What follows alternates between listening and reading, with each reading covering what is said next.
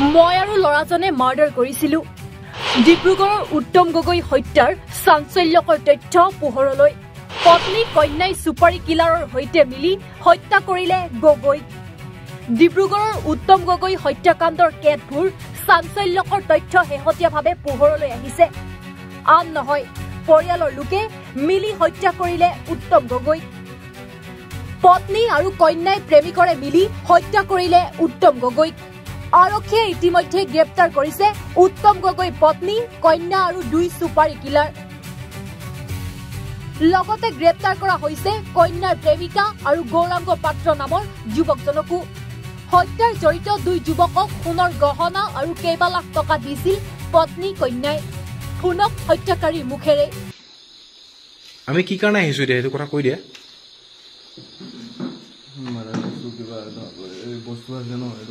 Murder কেছৰ বস্তু আছে সেই কাৰণে হয় নাই? মাৰ্ডাৰ কেছটো মাৰ্ডাৰ কোনে কৰিলে? হা? তুমিও লগৰজন আছিলা? আচ্ছা, আপোনালোকে শুনিছে নহয়? শুনিছে? শুনিছে আপুনি? আপোনাৰ নাম কি? হা? লচন লোহাৰ। আপোনাৰ নাম? প্ৰফুল্ল বৰপাত্ৰ গোহাঁই। আপোনালোক কি হয়? 2জন বিডিপি। আচ্ছা, ঠিক আছে। তো এতিয়া তুমি সেই মাৰ্ডাৰটো কৰি পিনি বস্তু কিছুমান লৈ গুচি আহিছিলা হয় নহয়? সেই বস্তুখিনি আমাক দেখাই দিয়া এতিয়া। ক'ত আছে বস্তুখিনি? তোমাৰ নামটো কি? হা? গৌৰাংগ পাত্ৰ। সেই ওপৰত আছে। কোনোবাই উঠিব লাগিব ইয়াত কিবা চকিলে। এইটো ছাপৰ্টটা লৈ ল'ব লাগিছিলে মই কৈছো।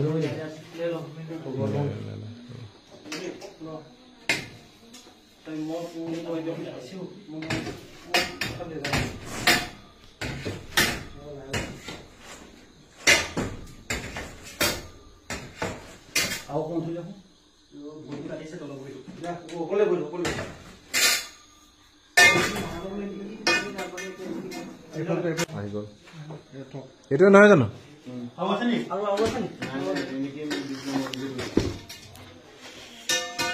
এইটো তোমাক কোনে দি দিছিলে এনেকে? হা? লগৰজনে দিছিলে নে তেওঁ ছোৱালীয়ে? আৰু সেই ছোৱালীজনী আছিলে নেকি লগত? ঠিক আছে, খুলি দেখুৱা। খোলা তুমি খোলা।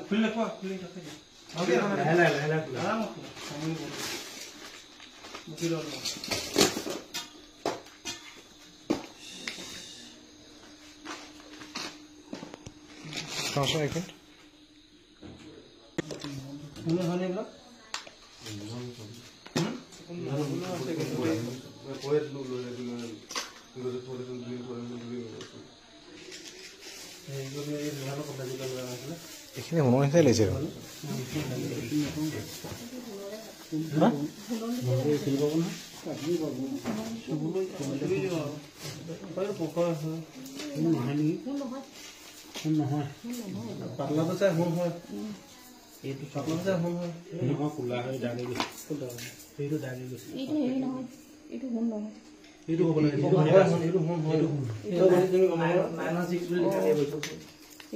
ভিতৰৰ ফালে ক'তো লিখা নাই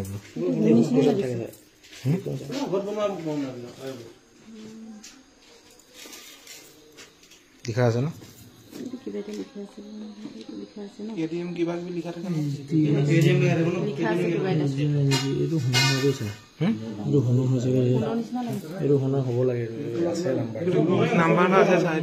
কেডিএম লিখা আছে দেই। কেডিএম লিখা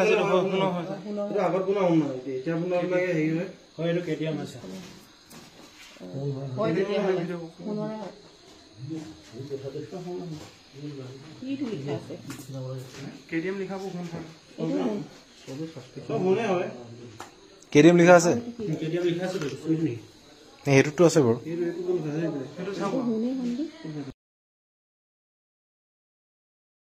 ঘটনাটো মানে কি, আমি ৰাতিপুৱা আগতে গম পাওঁ যে কি এনেকৈ আমাৰ গাঁৱৰ উত্তম গগৈ তাকে ঢুকালে বুলি ক'লে, আৰু চবেই ক'লে যে কি প্ৰেছাৰ ষ্ট্ৰক হ'ল নেকি এনেকৈ বুলি ক'লে। তে আমি আহি পিনে চালোঁ, চোৱাৰ পিছত আৰু গোটেই মানুহখিনি যেতিয়া গাঁৱৰ মানুহখিনি আহিলে, সকলোৱে মানে চাই লোৱাৰ পিছত আমাৰ মানে কিছুমান মানে অলপ সন্দেহজনক কিছুমান মানে হেৰি পালোঁ যে এইটো প্ৰেছাৰ ষ্ট্ৰক হয় নে বা কিবা বেলেগ মানে দুৰ্ঘটনাই হৈছে নেকি তেতিয়া আমি অলপ মানে সন্ধিয়ান হৈ গ'লোঁ তেতিয়া আমি পুলিচৰ লগত আমি প্ৰশাসনৰ লগত আমি যোগাযোগ কৰিবলৈ বাধ্য আৰু বৰ্তমান পুলিচ প্ৰশাসন আহিছে এনকুৱাৰী কৰি আছে ঘটনাটো ইয়াততো সঠিক কথাটো আমি কোনো ক'ব নোৱাৰে কাৰণ কেলৈ আমাৰ মানে কি হ'ল এখেতসকলৰ ঘৰ কনষ্ট্ৰাকশ্যন মানে এইবিলাক ঘৰৰ কিবা কাম কৰি আছিলে তাৰপৰা ৰাতিপুৱা যেতিয়া মিস্ত্ৰী আহিছিলে তেতিয়া মানে এখেতসকলৰ ঘৰৰ কাম কৰা ছোৱালীগৰাকীয়ে মিস্ত্ৰী অহাৰ কাৰণে মানে গৃহস্থক মানে উঠাবলৈ যাওঁতে দেখিছে যে কি ৰুমত তেখেতে পৰি আছে তাৰপিছতে আৰু হোৱা দোৱা লাগিলে গোটেই পৰিয়ালবৰ্গ গোটেই গাঁৱৰ মানুহ খবৰ দিলে তাৰপৰা আহিলে তাৰপৰা সেইটো কণ্ডিশ্যন মানে আমি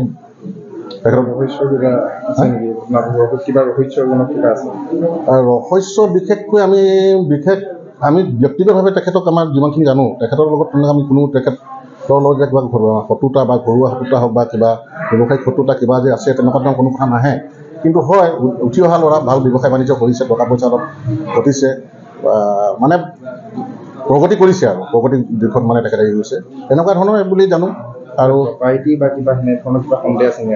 সন্দেহ মানে সেই আমি দেখিছোঁ যে কি যিটো আমাৰ তেখেতসকলৰ গেটত যিটো তলা লাগে সেই তলাটো সম্পূৰ্ণ ভগা পাইছোঁ তাৰপৰা তেখেতক এতিয়া মানে আমি যেতিয়া নেকি তেখেতৰ যি ডেডবডিটো পৰি আছিল তাত আমি কিছুমান বস্তু যেতিয়া দেখিছোঁ যে তেজৰ চিটিখিনি পৰি আছে আপোনাৰ ৱালৰ ওপৰলৈকে 1 নম্বৰ 2 নম্বৰ এটা মানে কিবা কাণৰ গাৰ কিবা এটা অংশ এটা পৰি আছে তো সেইবিলাক চাই পিনে মানে আমাৰ মানে সন্দেহ হৈ গ'ল সন্দেহ হোৱাৰ কাৰণে আমি পুলিচ প্ৰশাসনৰ লগত আমি যোগাযোগ কৰিলোঁ আমাৰ এখন গাঁওখনৰ নাম লাহন গাঁও হয় মানে আমাৰ এই বুঢ়াহাজাৰ কোঁৱৰগাঁও বৰবৰুৱা মানে লাহন গাঁৱত মোৰ বন্ধুৱে আছিলে তেখেত উত্তম গগৈ তেখেত মানে যোৱা ৰাতি তেখেত মৃত্যু হৈছে আৰু ৰাইজে প্ৰথম অৱস্থাত প্ৰেছাৰ ষ্ট্ৰক বুলিয়ে ভাবিছিলে কিন্তু পুলিচ প্ৰশাসন আহি মেলি চালে যে তেখেত যিটো অৱস্থাত পাইছে সেইটো এটা সন্দেহ কৰিছে গতিকে এইটো এটা মাৰ্ডাৰ বুলি ধাৰণা কৰিছে কিন্তু ইয়াৰ পৰৱৰ্তী তেখেতলোকৰ যিটো তদন্ত সেই তদন্ততে গোটেই বস্তুখিনি প্ৰকাশ পাব বুলি আমি আশা ৰাখিছোঁ এয়ে আৰু ডিব্ৰুগড়ৰ পৰা অতিকুৰ ৰহমানৰ ৰিপৰ্ট এনি ভাৰত 24